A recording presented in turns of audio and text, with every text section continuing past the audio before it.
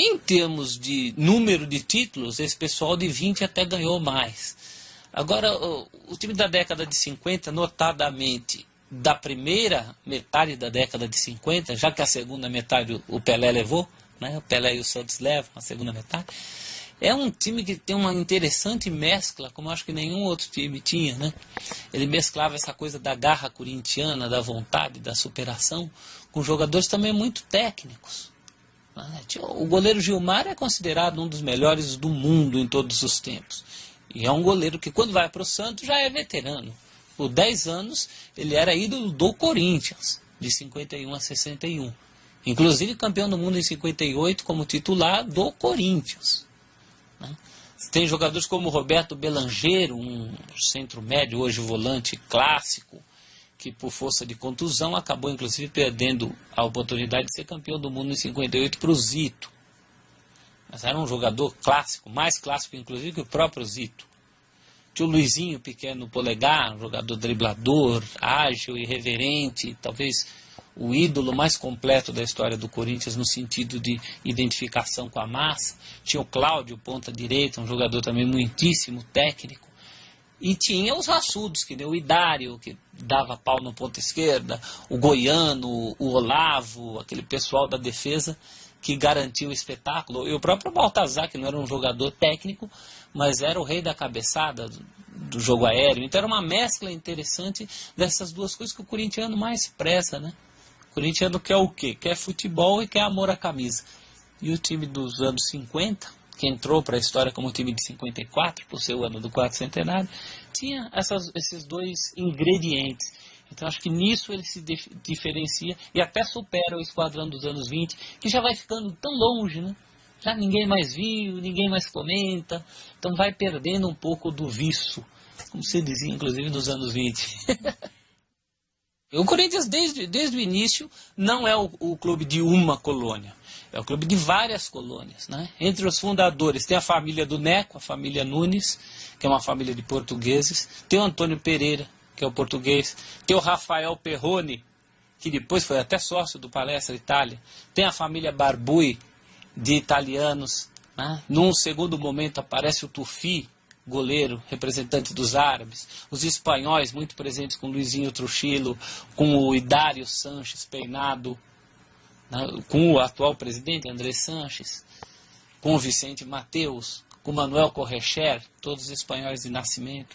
O Corinthians sempre foi um grande guarda-chuva de etnias e classes sociais, sempre manteve isso, né? Isso só facilitou essa infiltração corintiana em todas as colônias e em todos os segmentos sociais. Ele consegue ser o clube de todos sem ser o clube especificamente de ninguém.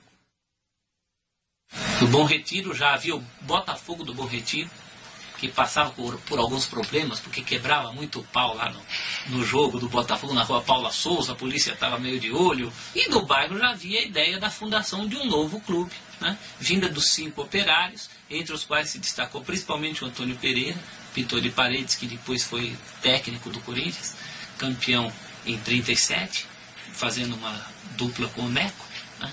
O Antônio Pereira era um dos cabeças. Joaquim Ambrósio era outro cabeça, Carlos Silva, Anselmo Corrêa, goleiro do segundo quadro, todos eles trabalhadores operários.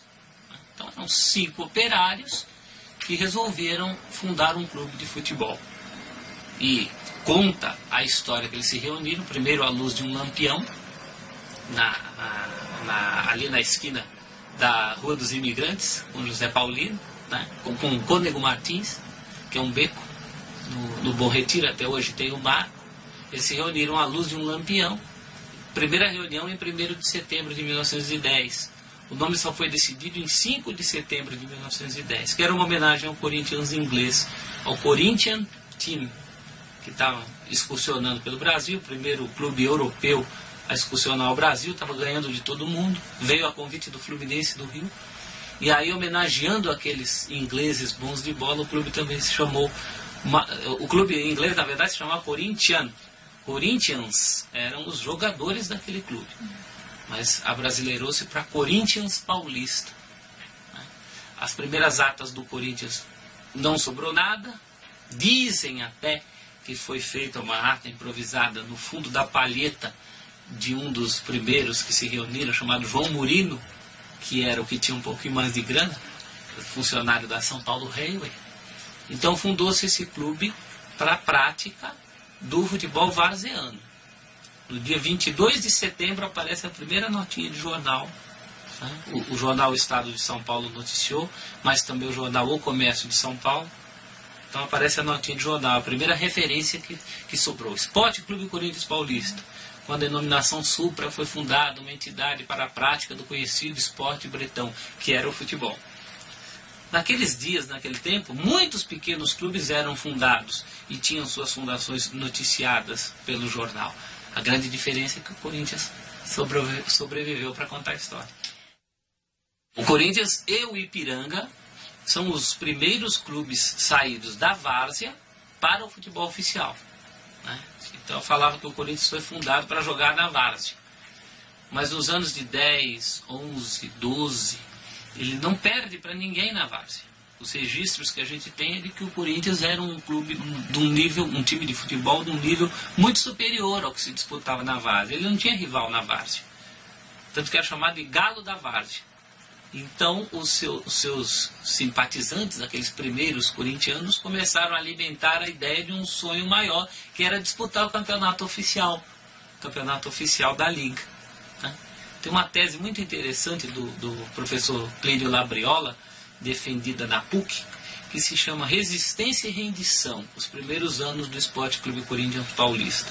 O que é essa resistência e rendição? Quer dizer, a resistência é isso. Somos um clube popular, de raízes populares, fundado por operários de uma torcida operária, mas que ao mesmo tempo se rendeu à tentação de entrar para o futebol oficial. Para isso, primeiro precisou começar a admitir pessoas com o título de doutor. Conseguiu que se chamava na época de pistolão para a disputa do Campeonato Paulista Oficial. E aí que aparecem o Alcântara Machado, pai do poeta Alcântara Machado, que conseguiu, com a sua influência na vereança de São Paulo, o aluguel do terreno do primeiro campo do Corinthians, que é o campo da Ponte Grande, fica onde hoje é o Clube de Regatas CP. Né? Ele conseguiu o aluguel junto à prefeitura ali, para que os próprios jogadores do Corinthians construíssem o campo. Eles trabalhavam o dia inteiro, Neco, Amilcar, Ciasca. Eram jogadores que trabalhavam o dia inteiro como operários e à noite, nos fins de semana, pegavam na enxada para carpir o próprio campo do Corinthians. Então é uma origem muito popular, mas que ao mesmo tempo começa a se cercar de gente como o doutor Ricardo de Oliveira, o doutor João Batista Maurício, que era um dentista do Bom Retiro, foi 2 vezes presidente do clube. Então já é um momento em que o Corinthians também abre suas portas para algumas pessoas da elite, para ter condição de ingressar no futebol oficial. O Corinthians ganha aqueles jogos contra o Minas Gerais e o São Paulo, do Bexiga, que não tem nada a ver com o São Paulo Futebol Clube, e ganha no campo o direito de disputar o Campeonato Paulista de 1913. Mas mesmo assim, exigia-se do Corinthians um comportamento, uma disciplina daqueles operários, que eles demonstrassem que estavam à altura de jogar com a elite, com os filhos da elite, com os estudantes, com aquele pessoal de uma classe social mais alta. E é por isso também que ocorre a cisão, né? Porque aí o paulistano, os clubes de elite saem para fazer o Campeonato Paulista deles. É por isso que entre 1914 e 16 existem 2 campeonatos paulistas, o da Liga Forte e o da Liga Fraca, né? O da Liga Elitista e o dessa Liga Paulista de Futebol, que originalmente é a primeira liga de futebol de São Paulo e do Brasil, né? Onde o Corinthians ganha os primeiros 2 títulos invicto, 14 e 16. Em 15, o Corinthians tenta sair da Liga Fraca para Forte. Prometem que ele vai jogar a Forte. Aí ele sai da Liga Paulista. Só que aí voltam atrás e não deixam ele ingressar no campeonato já começado. Então o Corinthians não consegue voltar para a Liga Paulista, não consegue entrar na Ápia e fica 1 ano disputando só amistosos. Então é um período muito difícil. O Corinthians quase fechou as portas naquele ano de 1915. Não fechou porque o Neco, o velho Neco, o primeiro ídolo, liderou uma invasão à sede na calada da noite para levar os troféus, para levar móveis, porque senão ia ser tudo penhorado, né? Então essa mística do time operário, do time do povo, isso acompanha o Corinthians desde os primeiros mais gloriosa da história do clube, né? Se você calcular que foram 2 tricampeonatos e 9 títulos disputados, se você avançar um pouquinho também, você considerar 1930 como um ano da década de 20, né? O Corinthians ganha, é a década da afirmação. Porque ele passa, se nos anos 10 o Corinthians passou de time da várzea para time do futebol oficial, é na década de 20 que ele se afirma como grande equipe, jogando contra as outras equipes. Né? É na década de 20 que tem os encontros, os primeiros encontros com Paulistano e Palestra Itália, na verdade já vem desde o finzinho da década de 10, desde 1917. Mas em 22 o Corinthians consegue pela primeira vez ser campeão do campeonato unificado, sem contestação, sem essa diferenciação de liga fraca e pobre, ou forte. Né? E num ano histórico, é o ano do primeiro centenário da independência do Brasil. Então é campeão de 22. O clube passa a ganhar um epíteto, que é um apelido de luxo, acompanhando o seu nome. Né? Passa a ser o campeão do centenário. Esse campeonato de 22 vira um tri em 23 e 24. Já tinha grandes jogadores do clube e da seleção brasileira, campeões sul-americanos em 19 e 22, Amilcar Babu e Neco, que já vinham dos anos 10, a ala esquerda formada por Tatu e Rodrigues, que é a mesma ala esquerda da seleção brasileira, campeão sul-americana em 22. Né? Então o Corinthians se afirma como grande clube nesse período. E depois repete com mais um tri, 28, 29 e 30, aí marcado pelo trio final, né, o goleiro e os 2 defensores, que eram também os da seleção paulista, que na época tinha muita importância porque havia o campeonato paulista de seleções. Aí são os anos do Tufi, Grané e Deodébio. Né? O Tufi, o goleiro misterioso, dava umas costeletas, se vestia tudo de negro. O Satanás, o Grané, que era o jogador do chute forte, Pedro Grané, um homem enorme, apelidado de 420 por causa do canhão alemão da Primeira Guerra, o canhão 420. E o Deodébio, que já vinha desde 22, né? Ele é tri de 22, 23, 24, zagueiro, em 28, 29 e 30. E como técnico será tri de 37, 38 e 39. Né? Então são essas legendas corintianas que permearam toda a década de 20. O Neco é o Corinthians. De 1910 a 30, sem exagero, o Neco personifica, é uma era Neco. O Neco era garoto, ele já estava presente na fundação, a família dele participa intensamente da fundação, principalmente o César Paredão, irmão do Neco, já faz parte do primeiro time corintiano que entra em campo em 1910. E no primeiro jogo do Corinthians em 1910, o Neco também já estava lá, com 15 anos de idade, jogando no terceiro quadro. Na época tinha 3 times, os times de reserva faziam as preliminares, o Neco estava lá, contra o União Lapa. Ele já era garoto, com 15 anos, estava lá. Quando o clube precisou da segunda bola da sua história, quando a primeira bola se desgastou, teve que comprar outra, quem deu a bola para o clube foi o Neco. Tirou o dinheiro do bolso de aprendiz de carpinteiro que ele era, né, para pagar a bola para o Corinthians. O Neco é um recordista de amor à camisa em tempo de casa. Ninguém jogou. O Vladimir fez mais jogos, porque na época do Vladimir se jogava mais. Mas em número de anos, ninguém jogou mais que o Neco. Ele joga a primeira vez em 1913, no finzinho do campeonato de 13, entrou ainda garoto, de 17, 18 anos, com o nome de Nequinho, e só vai abandonar o time de uma vez por todas em 1930. Então são 17 anos. Né?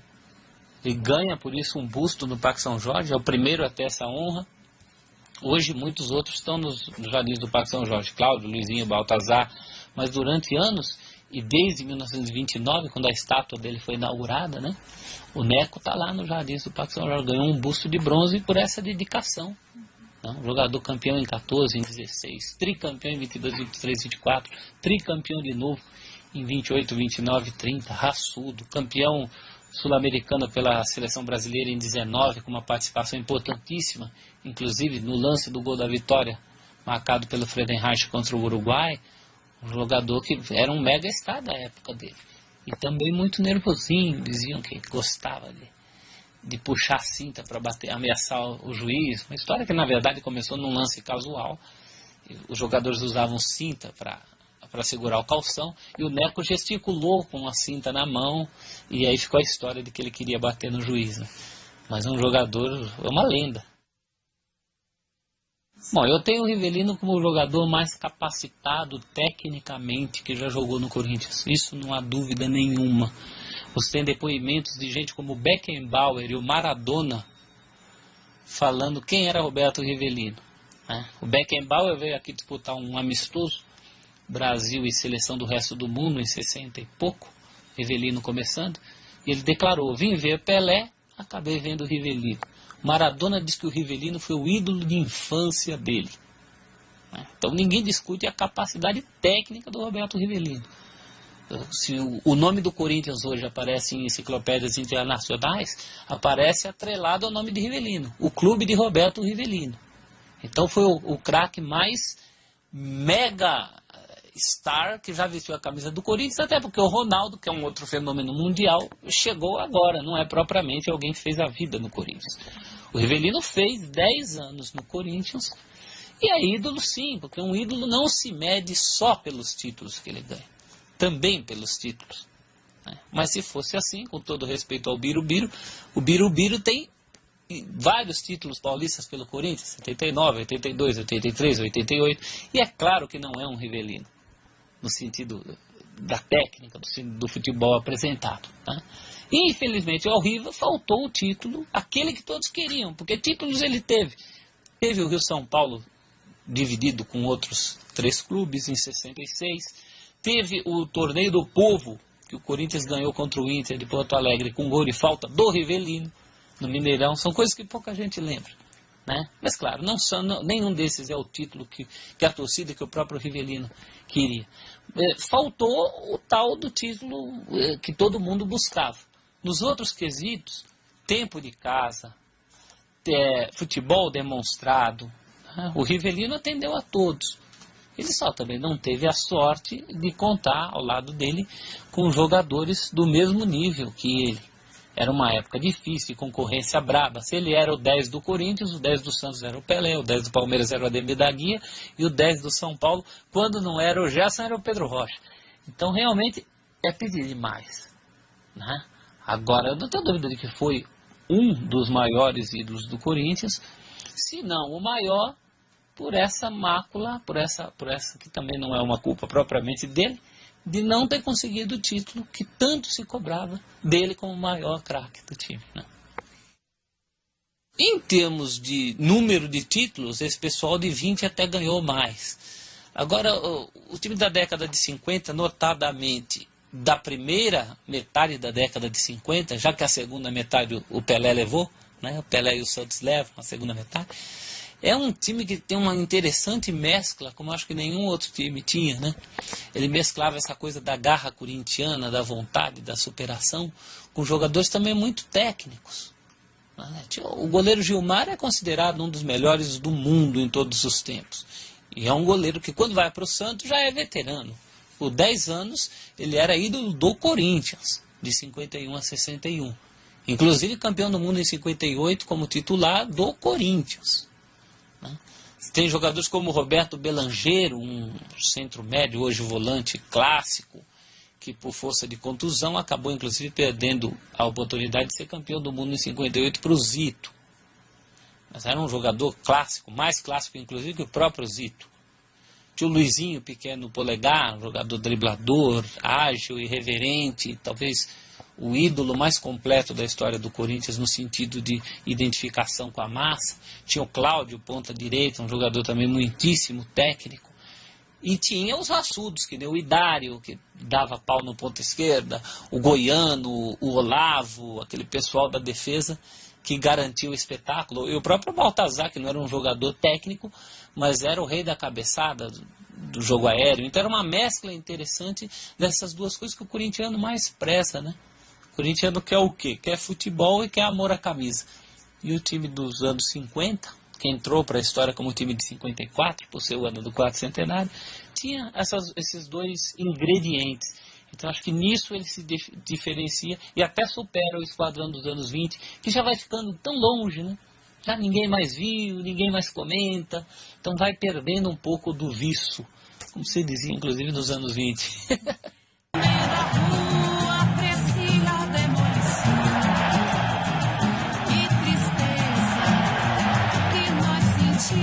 Olavo, Hidário, Homero, né? Homero é homérico, né? Gilmar, Homero e Olavo, Hidário, Goiano e Roberto, Cláudio, Luizinho, Baltazar, Rafael e Simão. Era uma coisa, aquela tarde de Pacaembu, o jogo ter sido contra o Palmeiras, o time da raça, da vontade, Baltazar, o cabecinha de ouro, Luizinho, o pequeno polegar, Cláudio, o gerente, Gilmar, o goleiro, campeão do mundo pela primeira vez pela seleção brasileira em 58. E pra esquecer, nós cantemos assim.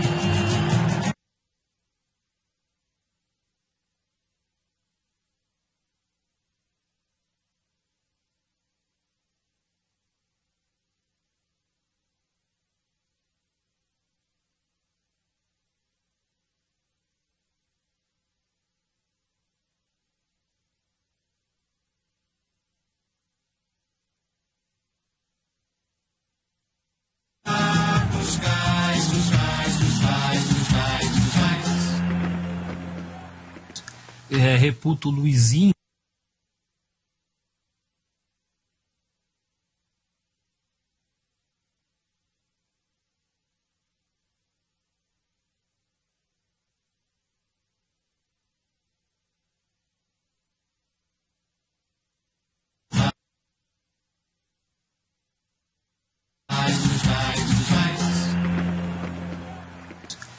Reputo o Luizinho como o maior ídolo corintiano de todos os tempos por causa disso. Porque ele é um homem que nasceu, cresceu e morreu na Zona Leste. Ele respirou aquilo. Aquilo era parte da vida dele. Pô, teve um dia que tinha um senhorzinho lá.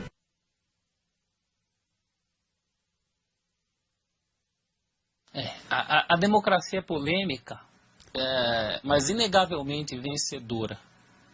Né? E mesmo esse argumento de que a democracia corintiana só ganhou o Campeonato Paulista é falho, porque ela ganhou o Campeonato Paulista em uma época em que o Campeonato Paulista valia pelo menos tanto quanto o brasileiro, se não mais. Em alguns anos a importância do Campeonato Paulista transcendia a do brasileiro, vide 77. Então é um anacronismo analisar a democracia corintiana com esses olhos de hoje, com esses olhos de globalização. O mundo não era globalizado, né? O nosso mundo era a nossa casa e nossa casa era o Paulistão. Então isso, que também é uma diferença que se faz em relação a Sócrates, principalmente quando se compara com o irmão que teve lá os títulos internacionais pelo São Paulo, né? É uma comparação desproporcional. O que acontecia é que a democracia mexia com os interesses de muita gente naquela época. Né? Muita gente era contra a democracia corintiana por filosofia. Gente conservadora era contra a democracia corintiana. A própria imprensa era contra a democracia corintiana. Contam-se nos dedos quem apoiava a democracia. Talvez o Juca Kfouri com a Placar e o Marco Antônio Rodrigues no Jornal da Tarde. O resto era contra, porque a nossa imprensa também era conservadora. Nós, jornalistas, éramos conservadores. Né? Foi um período muito feliz, e aí vai meu testemunho de torcedor da democracia corintiana, né? Um período muito feliz no sentido de ideias novas, raríssimo momento de ideias novas no Parque São Jorge, de cabeças abertas, de gente procurando fazer o melhor, procurando fazer um trabalho melhor, né? E é que acabou resultando em títulos e teve o seu fim, porque eu acho que o próprio clima no país mudou. Né? A democracia surge no bojo de uma série de outras manifestações, como antes da anistia, depois das diretas já. E uma vez em que o país acaba conquistando tudo isso, né, a luta deixa de fazer sentido. Acho que a democracia corintiana acabou sendo vítima de uma acomodação. É uma pena porque eu creio que de lá para cá, imagino que de lá para cá, em termos de ideias, ficou um grande vazio de ideias políticas de administração, não só no Corinthians, mas no próprio futebol brasileiro. Foi um momento muito importante, um momento que transcendeu o futebol.